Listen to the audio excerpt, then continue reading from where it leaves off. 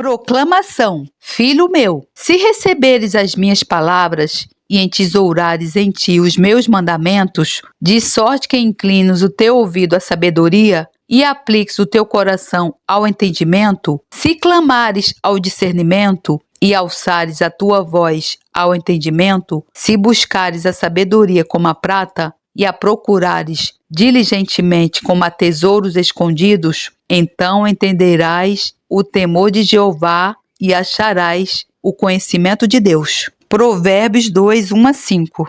O temor do Senhor encaminha para a vida. Aquele que o tem ficará satisfeito. Provérbios 19, 23. O temor do Senhor é o princípio da sabedoria. Salmo 111, 10. O temor do Senhor é o princípio da sabedoria e o conhecimento do santo a prudência. Provérbios 9, 10. O temor do Senhor aumenta os dias, mas os perversos terão os anos da vida abreviados. Provérbios 10, 27. Vinde, meninos, ouvi-me, eu vos ensinarei o temor do Senhor. Quem é o homem que deseja, que quer largos dias, para que possa ver o bem? Provérbios 14, 26-27. No temor do Senhor, há firme confiança, e ele será um refúgio para os seus filhos. Provérbios 14, 26-27. O temor do Senhor é fonte de vida, para desviar dos laços da morte. O galardão da humildade e o temor do Senhor são riquezas,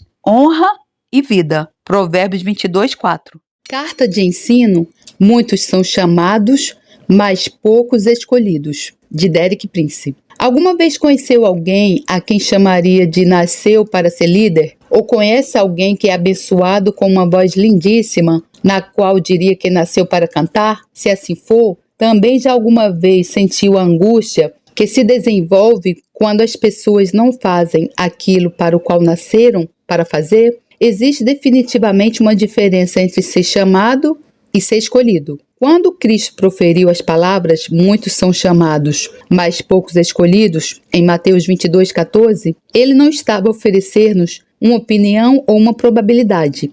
Ele afirmava um fato.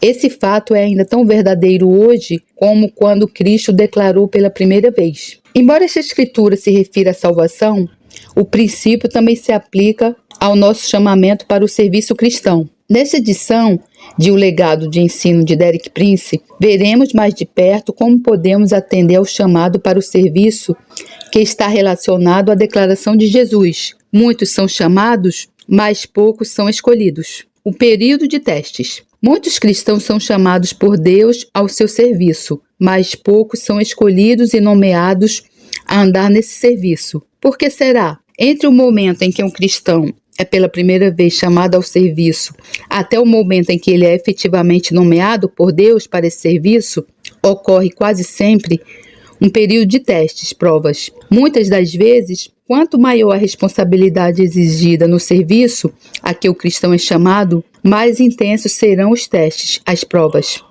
Somente aqueles que suportarem os testes, as provas com sucesso, serão escolhidos para realizarem verdadeiramente o serviço.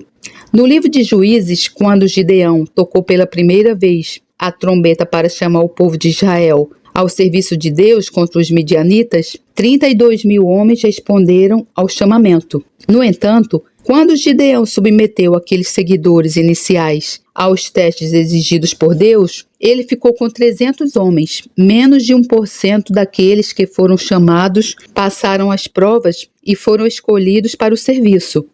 Suspeito que a proporção pode ser mais ou menos a mesma hoje. Por fim, a sabedoria de Deus foi justificada pelo resultado. Gedeão, que foi capaz de fazer mais com 300 homens aprovados e disciplinados do que ele jamais poderia ter realizado com 32.000 meros seguidores. O mesmo aplica-se hoje. Um servo de Cristo testado, treinado, disciplinado e abnegado vale mais que 100 cristãos bem-intencionados que são apenas membros de algum grupo ou organização, convertidos ou discípulos. As modernas avaliações evangelísticas tendem a focar-se na contagem dos convertidos. Creio que Deus está mais preocupado em fazer discípulos. Durante os dias do seu ministério terreno, Jesus Cristo poderia ter numerado as suas conversões aos milhares. Mas nas últimas horas, antes da cruz, ele ficou com apenas 11 homens que permaneceram discípulos. Mesmo depois da sua ressurreição, e embora ele próprio se tivesse revelado vivo numa ocasião para mais de 500 irmãos. 1 Coríntios 15:6. Apenas 120 foram para o cenáculo para buscar o poder do alto, sem o qual, como ele lhes tinha avisado, não poderiam ser testemunhas eficazes para ele. Existe definitivamente uma diferença entre ser chamado e ser escolhido. O verdadeiro progresso do reino de Deus sempre dependeu da qualidade em vez da quantidade. O verdadeiro progresso do reino de Deus sempre dependeu da qualidade em vez da quantidade. É hora de enfatizarmos este fato novamente hoje. 2 tipos de teste. Existem 2 formas principais em que Deus põe à prova os cristãos que são chamados ao serviço. Permitir que as coisas se tornem difíceis. Permitir que as coisas se tornem fáceis. Na parábola do semeador, em Marcos 4, Jesus falou da semente que caiu em solo rochoso e comparou-a com os cristãos que não têm raiz em si mesmos, antes são temporãos, permanecem por pouco tempo. Depois, sobrevindo tribulação ou perseguição por causa da palavra, logo se escandalizam, logo a abandonam. Marcos 4:17. Mas ele também falou da semente que caiu entre os espinhos e comparou-a aos cristãos, os quais ouvem a palavra, mas os cuidados deste mundo e os enganos das riquezas e as ambições de outras coisas, entrando, sufocam a palavra e fica infrutífera. Versículo 19. Alguns cristãos não estão preparados para suportar a oposição, a perseguição, a ridicularização, a solidão, a pobreza ou o aparente fracasso por causa do Evangelho. Outros não conseguem permanecer firmes no meio de facilidade, conforto, popularidade, riqueza e sucesso do mundo. Todo aquele a quem Deus chama para o seu serviço não deve ser dissuadido por um nem enredado pelo outro. A Bíblia continuamente adverte os cristãos de que devem esperar passar por provações. Desde o início da sua epístola, Tiago diz: Meus irmãos, tende grande gozo quando cairdes em várias tentações, sabendo que a prova da vossa fé opera paciência. Tiago 1:2-3. Pedro escreve: Assim acontece para que fique comprovado que a fé que vocês têm, muito mais valiosa do que o ouro que perece, mesmo que refinado pelo fogo, é genuína. 1 Pedro 1:7.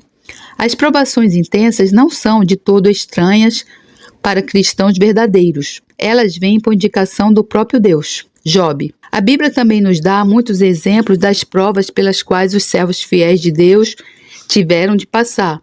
Um dos exemplos clássicos é Job. Em Job 23:10-12, lemos o próprio testemunho de Job acerca das suas provações. Mas ele sabe o meu caminho, prove-me, e sairei como ouro. Nas suas pisadas, os meus pés se afirmaram. Guardei o seu caminho e não me desviei dele. Do preceito de seus lábios, nunca me apartei, e as palavras da sua boca prezei mais do que o meu alimento. Naquele último versículo, encontramos o segredo da vitória de Job. Foi a sua atitude para com a palavra de Deus. Aqueles que estimam a palavra de Deus acima de tudo serão sempre vitoriosos nas suas provações. Aqueles que estimam a palavra de Deus acima de tudo serão sempre vitoriosos nas suas provações. Jeremias. Outro servo de Deus que suportou duras provações foi Jeremias. Jeremias era muito jovem quando Deus o chamou.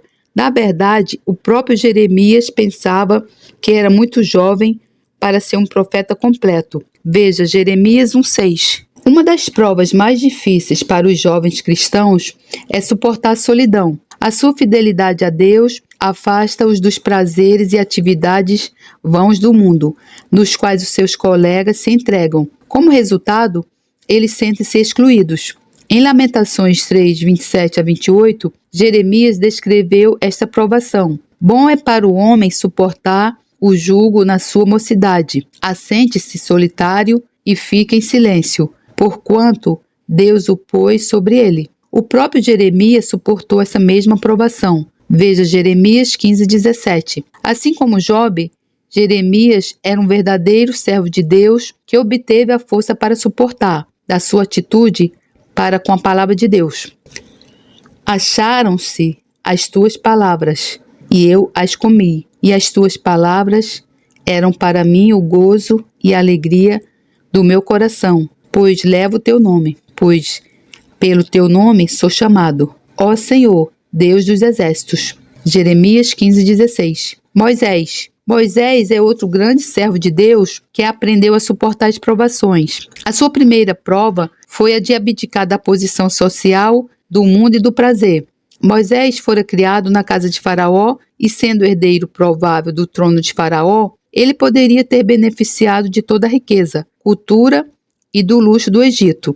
Quando se recusou a sucumbir a essa tentação, ele foi rejeitado pelo seu próprio povo e perseguido por Faraó, e teve de suportar 40 anos de exílio, de pobreza e de solidão. Ainda assim, ele superou todos esses testes, porque ele nunca permitiu que o recurso temporário de riqueza e de glória o cegasse de ver a verdadeira glória de Deus e a recompensa eterna que Deus oferece. Hebreus dá-nos a base da perseverança de Moisés, tendo por maiores riquezas o opróbrio de Cristo do que os tesouros do Egito, porque tinha em vista a recompensa. Pela fé deixou o Egito, não temendo a ira do rei, porque ficou firme, como quem vê aquele que é invisível. Hebreus 11:26-27. Hoje, em total contraste com a atitude de Moisés, muitos jovens cristãos deixam-se cegar para a verdadeira glória e recompensa eterna do serviço cristão por perspectivas de conforto e sucesso mundanos. O preço do chamamento. A Bíblia usa 3 poderosas palavras no que diz respeito ao chamamento de Deus. Primeiro, é uma soberana vocação. Veja Filipenses 3,14. Ele está num nível diferente de todos os outros interesses e reivindicações da vida. Para um cristão, nada mais pode ter precedência sobre o chamamento de Deus. Nem um lar, nem qualquer laço familiar ou terreno. Se alguém vier a mim e não aborrecer a seu pai e mãe e mulher e filhos e irmãos e irmãs e ainda também a sua própria vida, não pode ser meu discípulo. Lucas 14:26. Em segundo lugar, o chamamento de servir a Deus é uma santa vocação. Veja 2 Timóteo 1:9. É algo sagrado, a ser zelosamente guardado de todo comprometimento ou contaminação. Exige tempo dedicado à oração e ao auto-esvaziamento espiritual. A sua realização exige a nossa força, o nosso tempo, a consagração e o desenvolvimento de cada dom e talento que possuímos.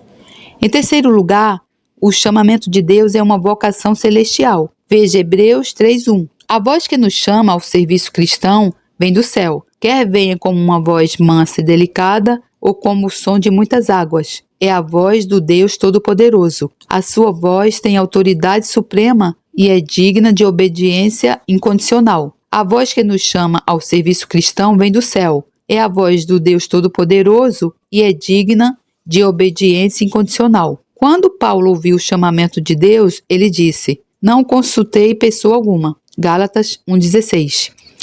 Ele não procurou confirmação ou permissão dos líderes religiosos da sua nação, nem mesmo daqueles que já eram apóstolos de Cristo. Ele ficou a sós com Deus para descobrir o pleno propósito de Deus para a sua vida. Hoje, quando Deus chama cristãos a um ministério específico, a primeira reação de muitos é procurar opiniões de outros. Quem me enviará? Quem é que irá financiar-me? Por conseguinte, a voz de Deus é logo abafada pelas opiniões dos homens. Mas ao cristão que é chamado e que está disposto a pôr toda a sua confiança em Deus, recebe uma abençoada garantia da própria palavra de Deus. Fiel é o que vos chama, o qual também o fará. 1 Tessalonicenses 5:24. O cumprimento de um chamamento cristão depende suprema e exclusivamente do próprio Deus. O cumprimento de um chamamento cristão depende suprema e exclusivamente do próprio Deus. Não atrase. Por último, o chamamento de Deus é urgente. Quando Josué coloca aos israelitas o chamamento ao serviço de Deus, ele diz: "Escolhei hoje a quem servais." Josué 24:15. Salmos 95:7 diz: Oxalá que hoje ouvisses a sua voz. O chamamento de Deus não espera pela conveniência do homem. Não podemos adiar nossa decisão de nos rendermos a Ele para uma altura mais conveniente. O diabo diz amanhã, mas Deus diz hoje. Em Provérbios 1:24-32, há um aviso solene contra o adiar da resposta ao chamamento de Deus. Ele descreve as pessoas que, na sua prosperidade e autossuficiência, se afastam do chamamento de Deus. Na verdade, mais tarde, quando mudam de ideias e voltam atrás para buscar a Deus, é tarde demais. O próprio Deus retirou-se. A voz que uma vez chamou está agora em silêncio. A hora da oportunidade já passou. Entretanto, porque eu clamei e recusastes, e estendi a minha mão, e não houve quem desse atenção, antes rejeitastes todo o meu conselho, e não quisestes a minha repreensão. Também de minha parte, eu me rirei na vossa perdição, e zombarei em vindo o vosso temor. Vindo o vosso temor, como a assolação, e vindo a vossa perdição, como uma tormenta, sobrevirá a vós aperto e angústia. Então clamarão a mim, mas eu não responderei. De madrugada me buscarão, porém não me acharão. Porquanto odiaram o conhecimento e não preferiram o temor do Senhor. Não aceitaram o meu conselho e desprezaram toda a minha repreensão. Portanto, comerão do fruto do seu caminho e fartar-se-ão dos seus próprios conselhos. Porque o erro dos simples os matará, e o desvario dos insensatos os destruirá. Provérbios 1:24-32. Se o seu chamamento é geral, como em Miqueias 6:8, ele te declarou, ó homem, o que é bom, e que é o que o Senhor pede de ti, senão que pratiques a justiça, e ameis a benignidade, e andes humildemente com teu Deus. O específico, como em 1 Pedro 4:11. Se alguém falar, fale segundo as palavras de Deus. Se alguém administrar, administre segundo o poder que Deus dá, para que em tudo Deus seja glorificado por Jesus Cristo, a quem pertence a glória e poder para todo sempre. Amém. Deixe-me encorajá-lo a prestar atenção ao seu chamamento. Leve-o a sério. Suporte as provações dele. Dedique-se às coisas do céu. Não se torne mais um outro nome a ser acrescentado aos dos muitos que foram chamados, mas nunca escolhidos. Se gostaria de responder agora, pode juntar-se a mim na seguinte breve oração. Querido Senhor, quero responder ao teu chamamento para a minha vida. Quero servir a ti e ser escolhido por ti para trazer o cumprimento dos teus planos para mim e para aqueles a quem tu me chamastes para servir, ministrar. Independentemente do que possa custar-me, não vou adiar. Hoje, neste exato momento, digo sim a si. Amém. Glórias a Deus, louvado seja o meu Senhor, que a graça do Senhor Jesus Cristo, o amor de Deus e a comunhão do Santo Espírito estejam com todos vocês. Amém.